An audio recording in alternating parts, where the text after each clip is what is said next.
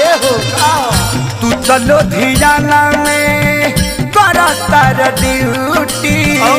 पछुआ के हवा मोर बिगाड़ देता ब्यूटी घाम लागता ये डियर घाम लागता ये डियर घाम लागता गरमी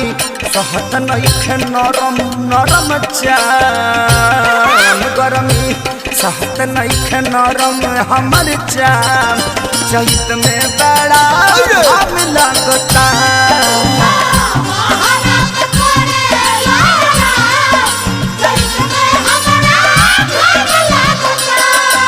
बलमू जी आ जाइता बलमू जी आ जाइता।